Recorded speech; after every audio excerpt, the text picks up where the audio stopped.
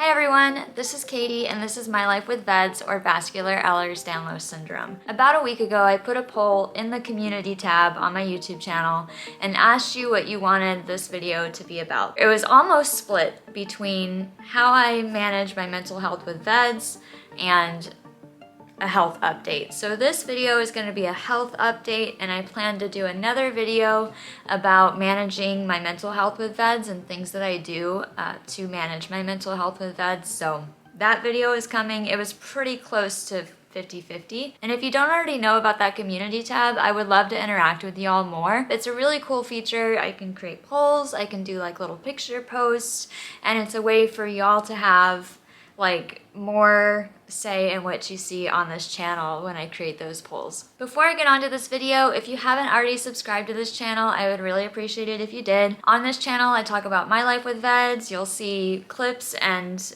podcast episodes from my podcast, Staying Connected, and also some community updates here and there. So if you haven't already subscribed and this sounds good to you, go ahead and subscribe and turn on the notification bell. Okay, so there are a couple, like maybe 3 major health updates that I have. First, I want to say I am so excited to announce that my loop recorder is coming out. Now, a loop recorder was this like little electronic device that was implanted like on my chest about, I don't know, 3+ years ago now. It was October of 2018, back when I was having all of these recurring mini strokes or TIAs, and we didn't know why I was having these. So they implanted what's called a loop recorder that measures like my heart rate or monitors my heart rate and rhythm and all of that 24/7. And in the time that I've had this loop recorder, they have found absolutely nothing. And we found the reason for my TIAs back in December of 2018, and I haven't had any since.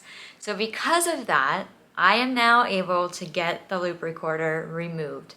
I am so excited about that. It really, it's kind of uncomfortable. It's become uncomfortable, and I can feel like this lump on my chest where it is, and I am so ready for this thing to be gone. So now I am in the process of getting with the doctor who will be actually removing it. And I think it's gonna be a pretty simple procedure. It was very simple for them to put it in.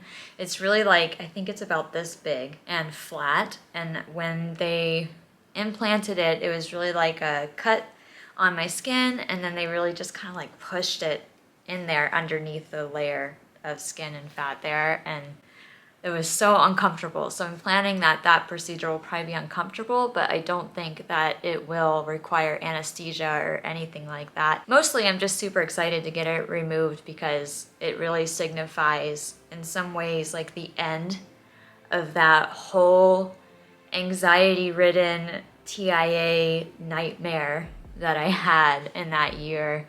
And the recovery, like the mental recovery after that. In some ways, getting this loop recorder is like the end of that era, and I'm so excited for that. So I will provide an update when that's actually removed, but in the meantime, there's an update. My second update is I am finally giving in and getting an IUD, or otherwise known as an intrauterine device. That's what IUD stands for. I have been putting this off for 2-3 years. I've been scared of it. I've honestly been scared of it. I've heard kind of some horror stories about perforations and things that can happen with those. And there's no solid evidence that I'm aware of that perforation risk is higher in somebody with VEDS. Meanwhile, my cycles have been almost unbearable. I get this pain from basically my rib cage down to my knees that just like throbs. It's like, I'm guessing that's when my uterus is contracting, and it's just like, somebody sent me a video recently of somebody saying, I have a velociraptor in my uterus today, and that I related to. And it has become to the point where I was either considering an IUD, or the doctor said maybe like an intravaginal hysterectomy where they go in through that area and remove the uterus completely. And that seems obviously a bit more invasive than just trying the IUD first. So I am taking the leap and I'm supposed to get that next month. The hope is that it will just kind of reduce this, like the amount of flow that I have and the amount of pain subsequently that I have. So we'll see. There's a suspicion of endometriosis, but we don't know for sure without like exploratory surgery. So I am hopeful that this just kind of fixes it. I really cannot handle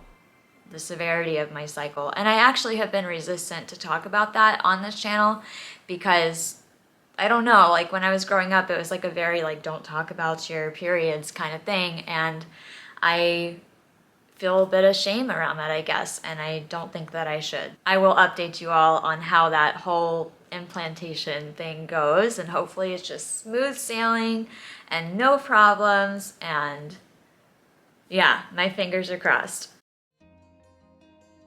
Okay, my third and like biggest update that I have for y'all is a mental health update and fatigue. I really have been struggling with my mental health and fatigue, and I don't know how much is just pure fatigue.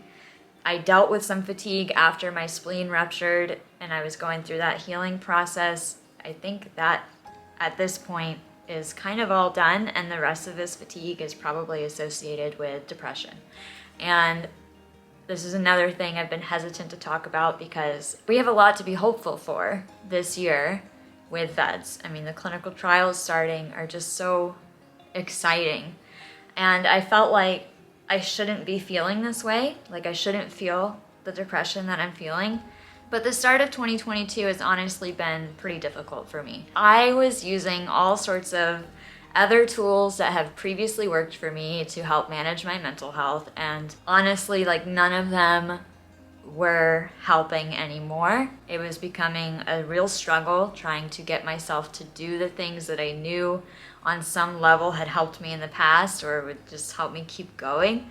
And I got really tired. Like I was barely functional. Like I was able to get up and do work during the work week and then go back and do nothing. And I could not get myself to do much of anything. Like I was so tired. I had a meltdown about being tired. And I decided that, you know, the things that I was doing to try to help myself were no longer effective, and I needed a little extra help. So I did reach out to my PCP or my primary care doctor and had a real like honest discussion with her about this. I was trying to put off SSRIs because there is an increased risk of bleeding with these, like GI bleeds, and I'm on baby aspirin twice a day following those mini strokes and the existing pseudoaneurysm that I have. And I was worried, honestly, about a GI bleed. But it reached the point where I couldn't put that above the mental health effects I was feeling anymore. So I started an antidepressant a couple weeks ago. I'm still in that adjustment period. If you're dealing with this too, you are not alone. It has been a hard couple years, and that's an understatement. And there's just so much going on in the world that it's hard not to feel like it was a hard start to the year. And I meant it in my video at the beginning of the year when I said we would get through this together. And I should have probably opened up about this in that video, but I felt kind of like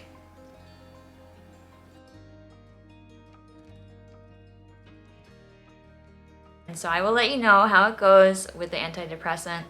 I'm hoping I just need it for a little while to help get over this hump, and I'm hoping that the things that I used to enjoy that used to help me feel better kind of start helping me feel better again. But I think being honest about it helps. And so if you're struggling with this, like don't feel like you have to keep your mental health to yourself. Like it's a rough time right now, and we've been through a lot, you know. VEDS aside, we've been through a lot. You add VEDS to that, it's a lot. It's a lot to deal with. And if you're going through this, like all the love to you. Really, like all the love to you. It is rough. I guess I should finish with an update about my spleen. So the last update about my spleen, I told you my spleen survived the rupture, which was fantastic. As far as I know, the rest of that blood in there has already absorbed and is gone. And I should be feeling much better. I'm still feeling some fatigue, but I think that that's related to my mental health now. I guess I could say my mental health could be related to that too. I mean, I had this like big life-threatening event and then went right back to normal, and that is a bit jarring. But honestly, I feel like my spleen is doing good. My spleen survived. The last scan was good. I think that's the end of the road for that. I'm gonna get some testing and some blood testing and find out for sure, but I think this is mostly a mental health update. So all the love to you. Thank you for watching this video, and thank you for subscribing and liking this video if you want to see more like this. I think in a couple weeks you'll see a podcast trailer for the new season that starts, I'm hoping, in March. And all the love, and I will see you all soon.